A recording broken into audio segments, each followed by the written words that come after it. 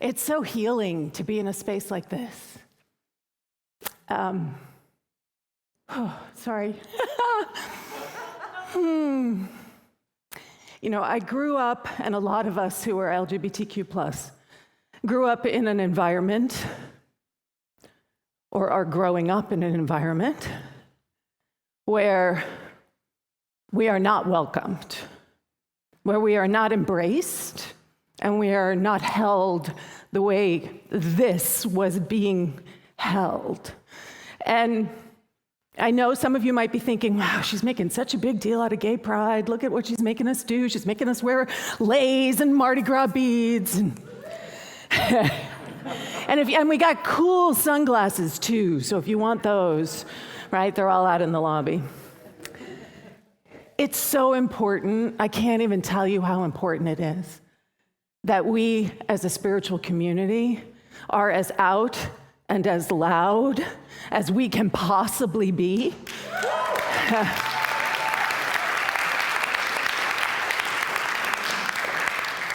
There is so much hatred that gets sent to the LGBTQ+ community, and unfortunately, a lot of it comes from religious teachings.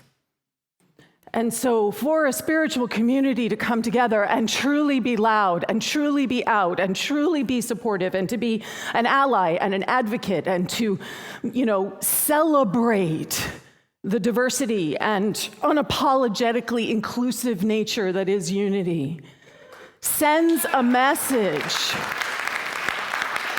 like a deep, deep healing message to those of us who grew up in a place or are growing up in a place where I was literally called an abomination. That is what I was told as a child growing up, that I was an abomination. Words. It's why I asked for that Christina Aguilera song, because we believe in our teaching that words have power, and we also know in our teaching that we are power.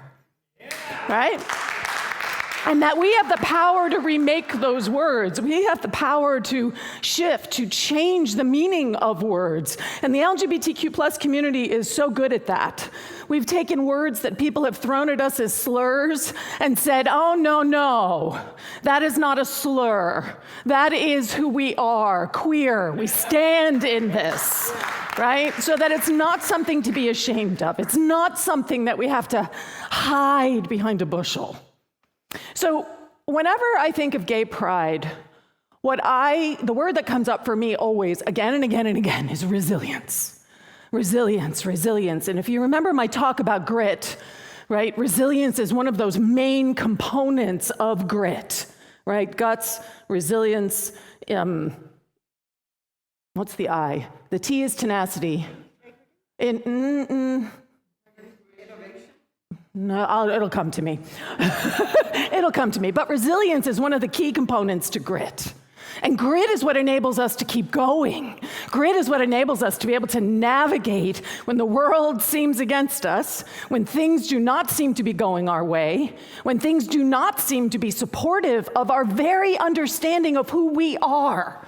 Whether that's as a woman, whether that's as queer, whether that's as trans, whether that's as non-binary, however that looks. We are continually being invited to stand in our inner resilience.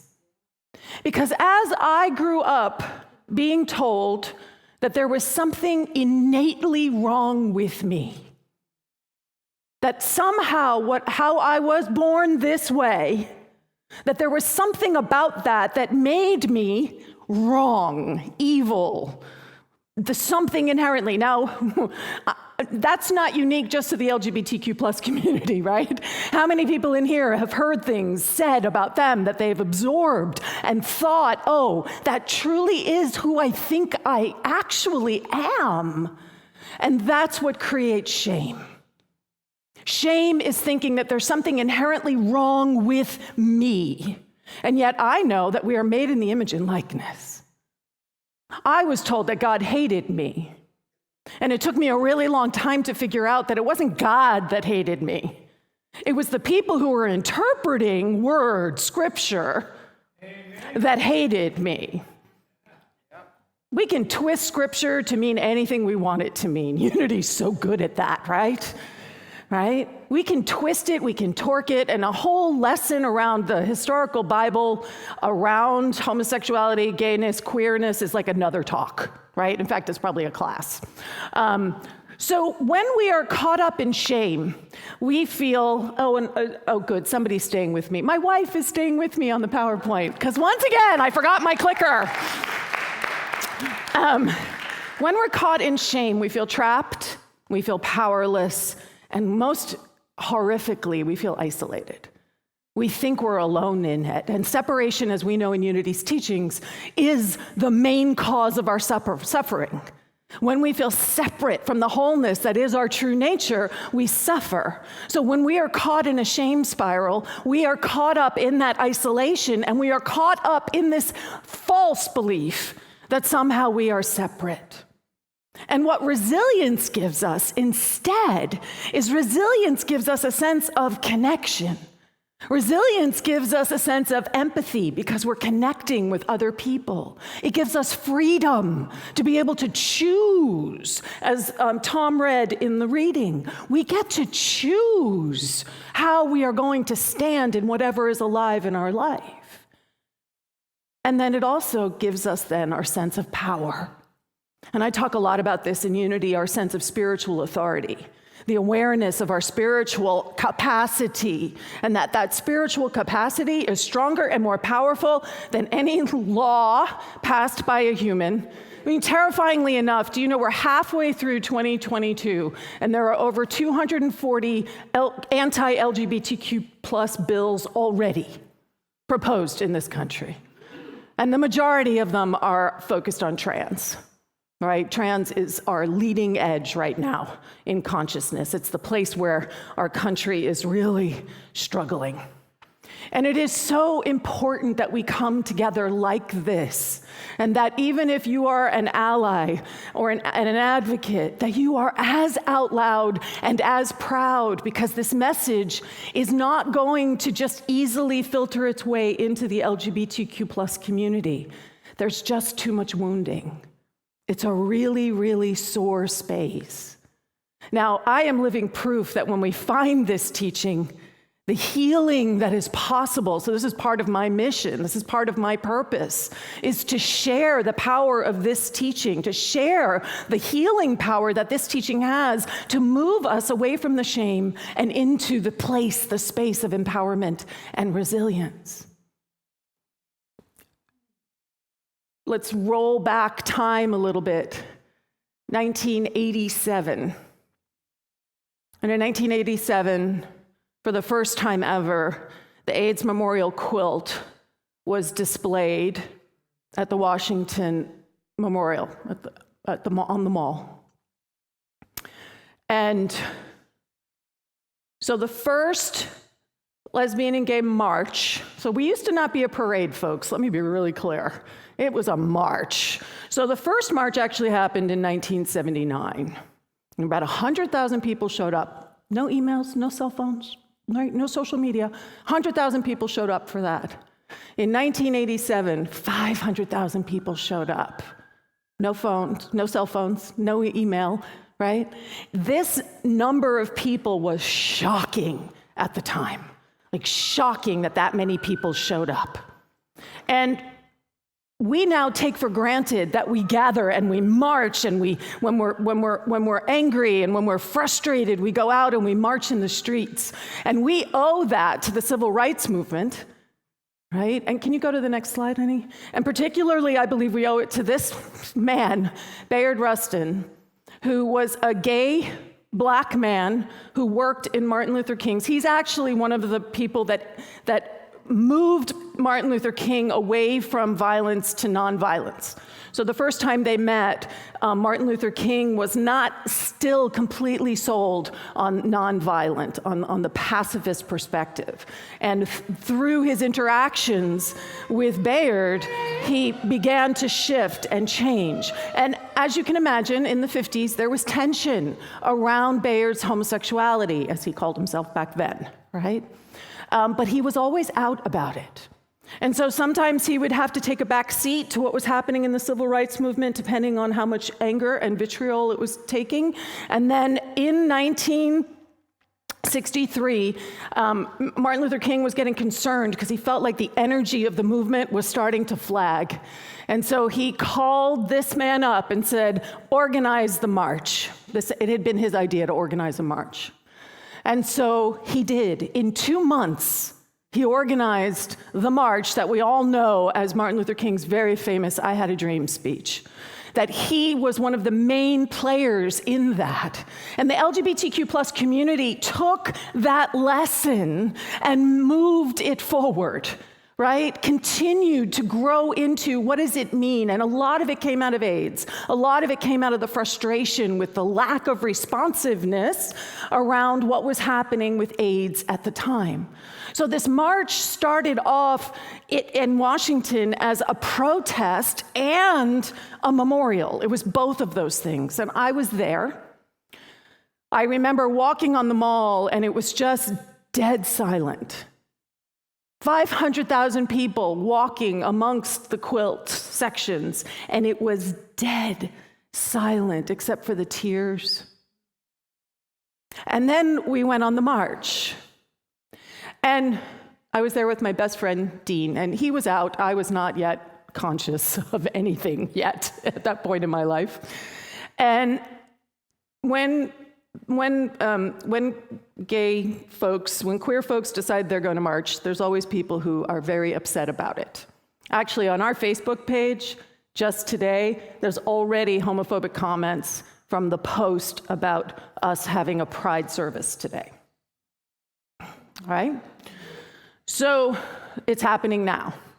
So what they do is they concentrate all those people who also have the right to free speech, they concentrate all those people in one place, which has its advantages because you only have to deal with them once, but it also has its disadvantages because, wow, it's a lot of energy coming at you. And as we got to the point in the march where those folks were gathered, they had megaphones, they had signs saying Jesus hates you, which the irony of that, one of the greatest teachers of love on this planet, and they're telling me that Jesus hates me. Signs that say you should die, you would be better off dead, screaming into their megaphones. And as my friend DeeAnn and I got this, because remember, it's not a parade, it's a march, so it's kind of free-flowing. And as we get there, we happen to hit that point at the exact same time as the San Francisco Gay Men's Choir. And they started singing Amazing Grace. And it was this transcendent moment for me, because as they were singing so beautifully this song, it like created this cocoon of safety, of love. And I really did feel like, you know how in the movies when they show people in slow motion, like I could see the angry folks out there, the hateful angry folks out there, like in slow motion. But I couldn't hear a word they were saying, because all I could hear and feel was this amazing grace. And what I learned in that moment is that we create our safe spaces. We create them. What I love about that moment is that it was not in reaction to the hate. It was a choice to anchor what we know and what we believe, amazing grace, that we are all the living expression of love, of joy, that we are all holy, that we are all the divine, that the I am that I am is not somehow a mistake because I happen to like women. And in that moment, I understood something about resilience. It asks us to create it. It's not something that's just gonna kind of show up, that we have to actively say, I am creating a space for this. And that's what I'm trying to do here with you today, and I know you guys are with me. Like, I feel it, and it's so moving that we are purposefully creating a safe space, not just for LGBTQ+, but for anybody who has ever felt other. Anybody in here not ever felt other? Yeah, that's what I figured, right? We have all felt other. And one of the greatest lessons, I think, as a world, as a consciousness that we can take from the LGBTQ+ community is shame resilience. The capacity to have experienced that deep-rooted shame that is supported by so many voices out there in the world, and yet at the same time to just say, no, I am not going to let that story, that narrative, take control of my life. So the LGBTQ+ community has been very facile at building up this capacity for shame resilience. And what do I mean by shame resilience? I mean our capacity to recognize there's a vulnerability. That's the first step. We have to recognize that we may be the only gay person in the room, the only black person in the room, the only person who is maybe neurologically different in the room. We have to acknowledge and be clear about the fact that there is a vulnerability. The only non-binary person in the room, the only person who is asking people to say they, them. And then we have to recognize the external factors. We have to recognize what's actually out there versus what's actually in here. What are the lessons that we've learned? What is the story that somebody has been feeding us, whether it's your parents, whether it's your community, whether it's your religion, whether it's whatever it is, your friends, your culture, the culture that is America? What are the external factors that are actually impacting your feeling this shame, this sense that somehow you are innately broken, which is just not truth. It's not true. Everyone take a breath with me. It's not true. And then what we do is then we connect with others. We actually reach out and we connect with others. And in that connection, we actually share our stories and our feelings and what has come up for us. And if you look at what the LGBTQ community has done, so in my lifetime, we have gone from Stonewall to gay marriage. It's kind of phenomenal, right? It is. It's phenomenal. And we're going to lift that high, regardless of the fact that it feels like there might be some threat to some of this, right? But the thing about this shame resilience is that it can't just be for you. And that's the other thing that I think the LGBTQ+ community and the civil rights movement has really taught all of us, is that we can't stand just for what's important to us personally in my little small world. What's that quote from World War II? First they came for the communists and I did nothing, and then they came for the Jews and I did nothing, right? And then the Catholics, and then they came for me. Because there is no separation. So we have to be aware that there's a larger agenda that is happening. So I know we often get accused, that gay agenda. And I'm like, yeah, you know what? There is a gay agenda. Freedom, right? Equality. Like, that is our agenda. I'm not going to apologize for that, right? I'm not going to apologize for that. So if you look at, this was the poster for the 1987 March on Washington. And it is, come out for yourself, come out for your friends, come out for justice, right?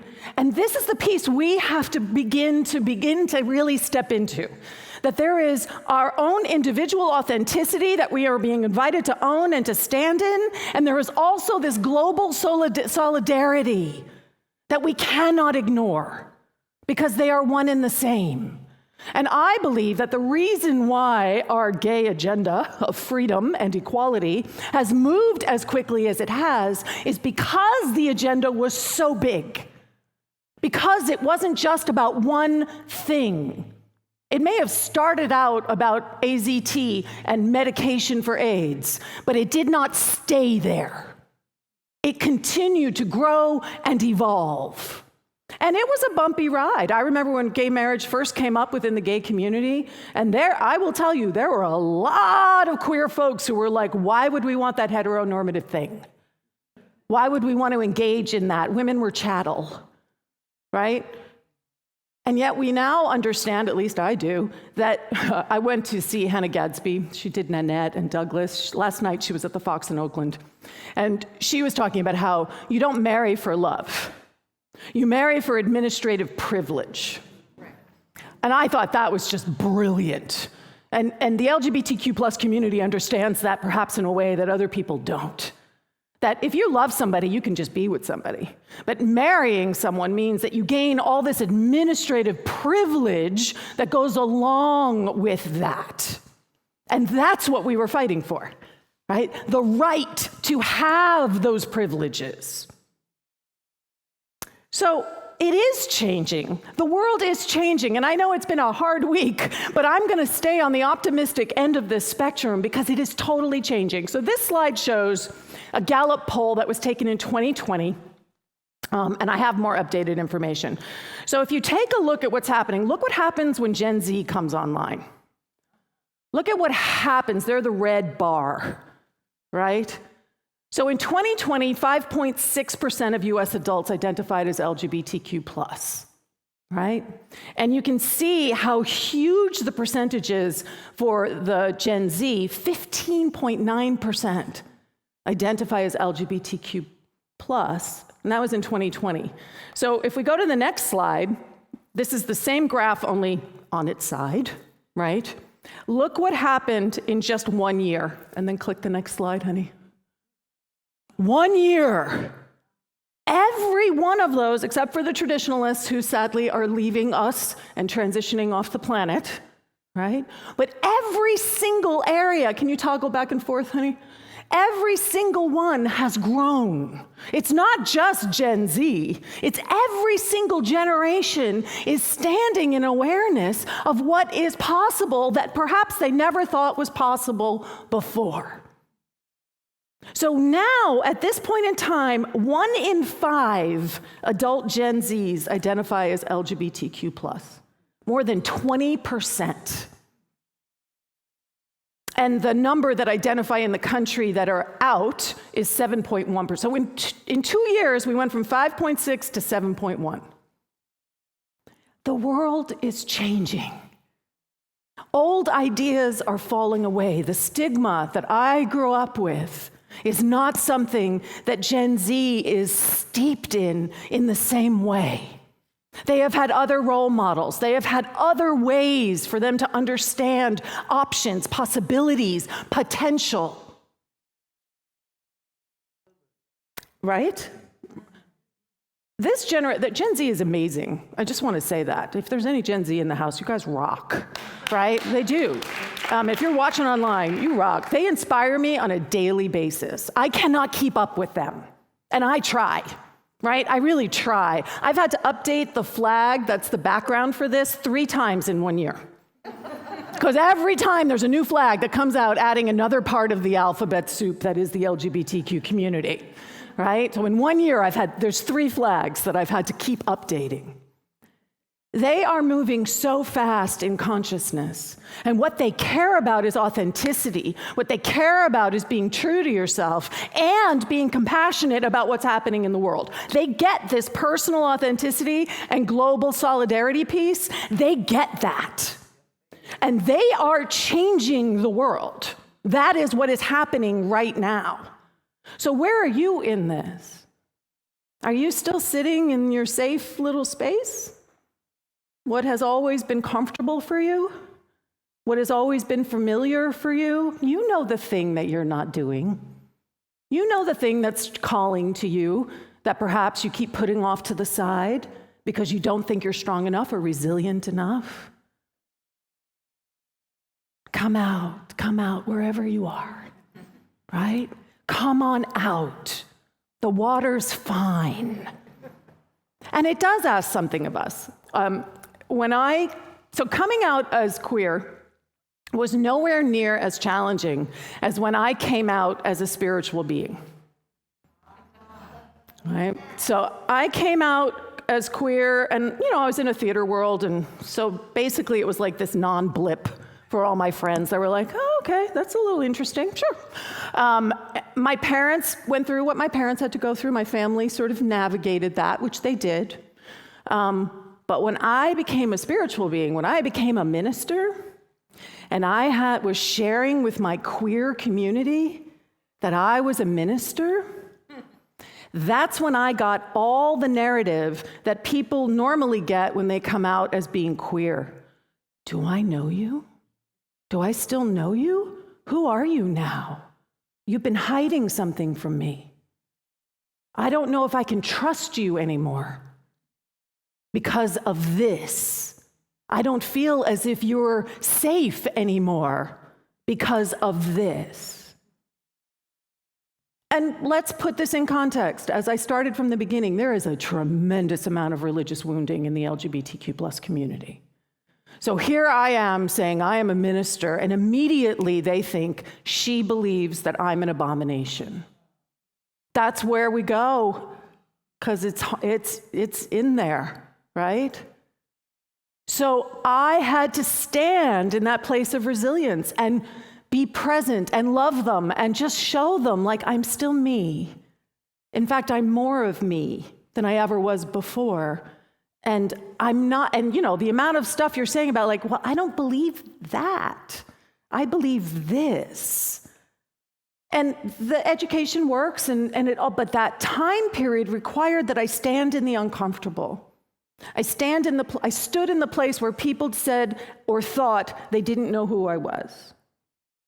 That's what I'm inviting you all into. I know that sounds weird, but I want you to do something so radical. I want you to do something that is so authentic to yourself. I want you to step out in some way that you have never stepped out in before. The most authentic expression of yourself that is working for you and for this global solidarity. What would that be? We got a lot going on in this world, right? Between the racial discrimination, between the LGBTQ plus anti-legislation, hate bills. But there is so much right here that we can be working together on that's inviting us to grow. I had a number of people email me, text me this week saying, help, I'm really struggling. What can you offer? And this is what I'm offering. Listen to what it is that is yours to do. Listen, and no matter how scary it seems or overwhelming or oh my, I can't do that. Oh my, that just looks exhausting. Let me say this. If it's something that you think you cannot do, it's a God idea. If it's something you think you can do, it's a you idea. And there's nothing wrong with you ideas. But I'm inviting you into a God idea. How are you being invited to show up in a new way? And how is that in service not only to yourself, but also in service to the world? Baby steps. But we are all being invited to answer whatever got stirred up for anybody, right? Wherever you fall on agreeing with this or not agreeing with this, it almost doesn't matter. You had a reaction to what the news was this week. So are you going to allow it to actually guide you towards what it is that is yours to do with strength and with resilience? So let's say that together. I step into my life with strength and resilience, doing what is mine to do. I am resilient. I am strong. I am the living expression of the divine. And I am committed to a world that works for everyone. And so it is. Amen.